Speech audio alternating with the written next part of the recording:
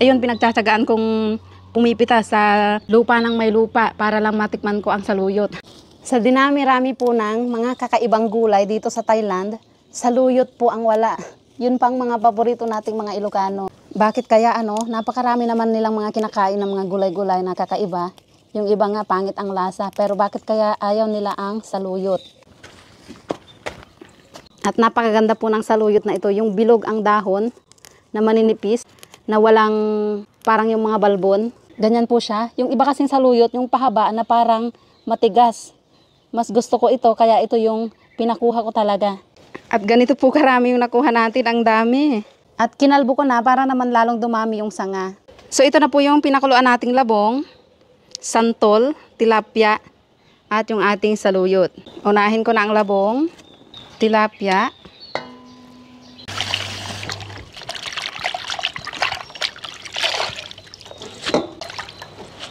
ipandilig natin yung mga pinanghugasan natin, sayang ang tubig. Maglalagay tayo ng bagoong, kaunting patis dahil hindi po maalat ang bagoong nila dito. Balatan na natin ang santol. Kayo po ba nagsasahog ng santol sa inyong inabraw na saluyot? Kung hindi nyo pa nasubukan, subukan nyo dahil napakasarap.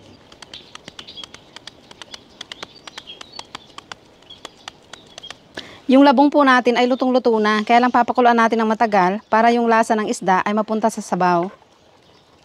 Pwede nang ilagay ang saluyot at ang santol. Sasabay ko dahil makakatulong ito para hindi sobrang dulas ng ating saluyot.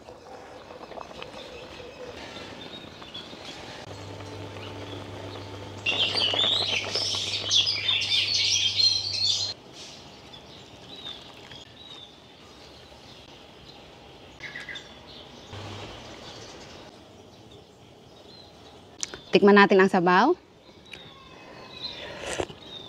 Ang sarap ng pagkaasim. Ito talaga yung mga ulam na nakakaiyak. Nakakaiyak sa sarap at sa sobrang pagkamis. Ay, grabe. Tilapia. Masarap sana yung inihaw na bangus o hito ang sahog dito. Kaya lang hindi po tayo masipag mag-ihaw.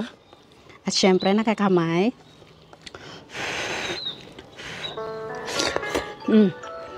Hi there. It's currently 9. Nag-alarm na yung mga gawaing bahay natin. Ang sarap. Asim ng santol pero ang sarap.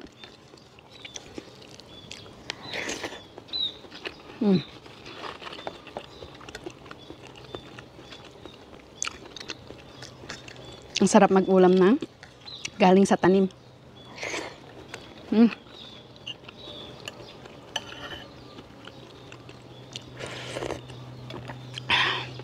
Ako lang na naman po mag-isa dahil pumasok na ang aking pamilya. Pero mamaya may matitira para sa kanila dahil gustong-gusto rin po nila ang saluyot, lalo na yung aking panganay. Maliit pa siya noon, gustong-gusto na niya at naging paborito na rin ho niya. Wala akong saluyot dito sa mga Thai local market. Ang pinagkukuhanan ko noon nung wala pa akong tanim. Ito nakakatawa. Pag ganitong mga tag-ulan, mayroong mga tumutubo sa mga bakanting lugar. Yung saluyot na matigas o mahahaba yung dahon, yung nabanggit ko kanina. Ayun, pinagtsatsagaan kong pumipita sa lupa ng may lupa para lang matikman ko ang saluyot. Hindi po kasi nila alam. Pero ang asawa ko, kinakain naman niya kapag nagluluto ako ng ganito. Grabe, ang sarap din ng isda. At mabuti na lang din, merong bagoong ang Thailand.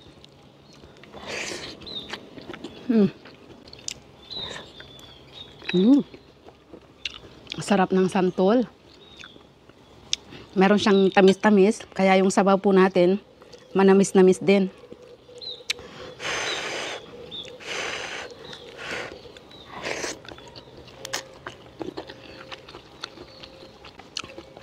Mga ganitong ulam, sasabog talaga ang tiyan sa kabusugan. Yung labong, isang beses ko lang pinakuluan.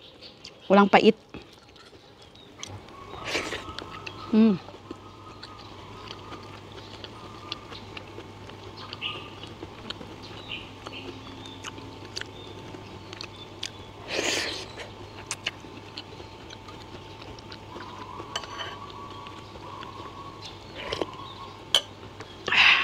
Sarap humigop.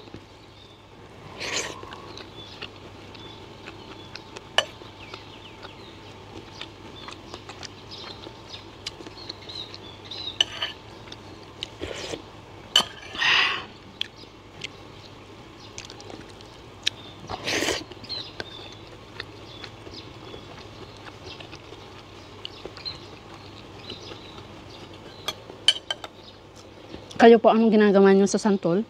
Bukod sa ginataang santol.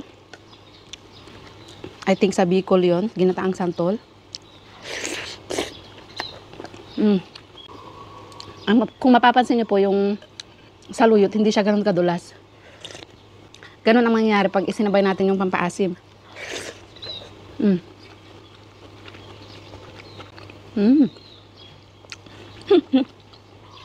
Ang asim ng santol pero ang sarap.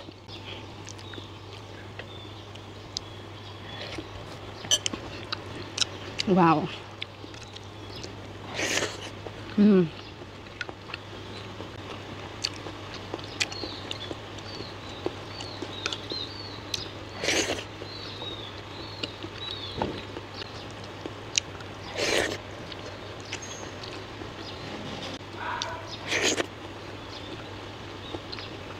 Pati buto, wag natin sayangin.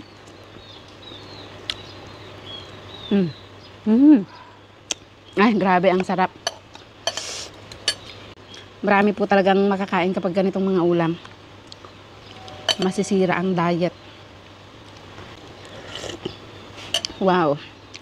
Bawat higop. Sarap.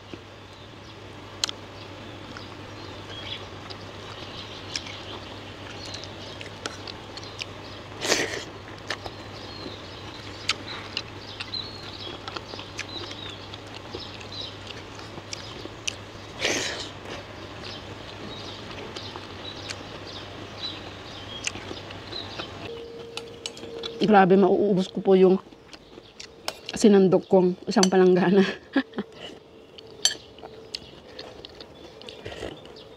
Napakasarap naman kasi hanggang lunch ko na po itong ganitong kabusugan.